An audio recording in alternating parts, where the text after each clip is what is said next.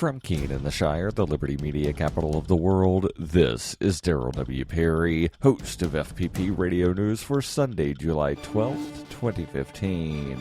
Silver is trading at $15.61 per ounce. Gold is valued at $1,163 per ounce. And according to BitcoinAverage.com, the average price of Bitcoin is $309.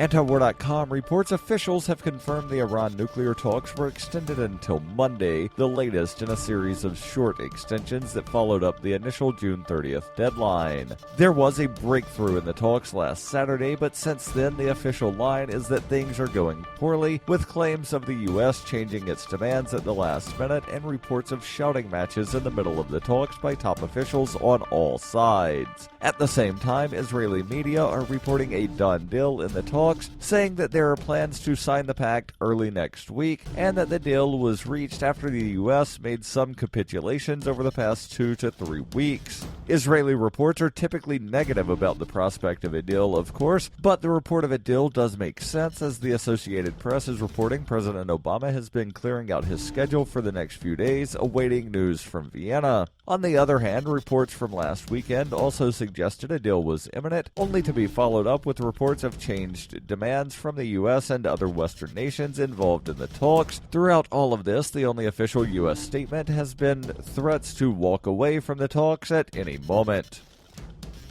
For over 35 years, Robertson Roberts has been a trusted source for buying and selling your investment-grade precious metals. They also take Bitcoin for precious metal purchases and permanently removed the minimum purchase order for all orders paid in the digital currency. Call Robertson Roberts today for knowledgeable advice on investing and a forward-thinking approach to new technologies. 850-478-5270 or online at rrbi.co.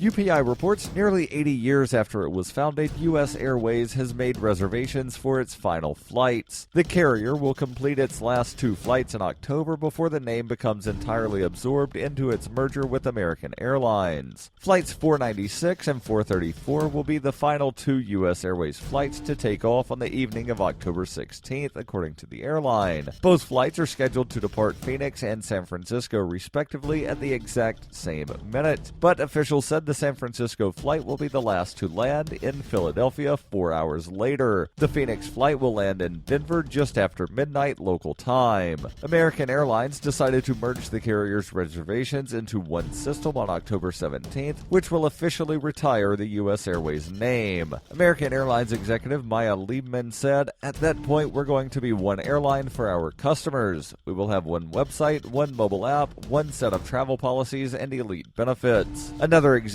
said, "The great news for customers is that after our cutover on October 17th, the travel experience will be seamless."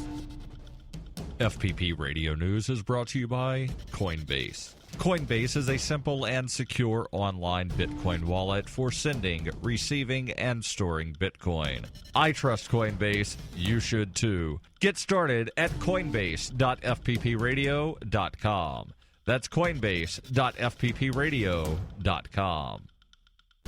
Reuters reports Washington State took in $65 million in tax revenue from the recreational cannabis market during the first 12 months since it became legal to produce and sell. According to the data released by the Washington State Liquor Control Board, which oversees the distribution of cannabis, the revenue was generated by cannabis sales of more than $260 million from June 2014 to June 2015. Voters in Washington State, as well as in Colorado, approved measures legalizing personal possession and consumption of cannabis in 2012, ushering in the licensing and taxation of retail stores that offer a range of cannabis products. Despite remaining against federal law, possession of small amounts of cannabis is also legal in the District of Columbia, Oregon, and Alaska. In Washington State, customers who are 21 and older are legally allowed to purchase up to 1 ounce of cannabis. They are also allowed to buy up to 16 ounces of cannabis-infused product in solid form or up to 72 ounces of cannabis-infused product in liquid form. Retailers sold more than 23,000 pounds of cannabis of the 31,000 pounds produced in Washington during the year. This has been FPP Radio News, online at fppradio.com.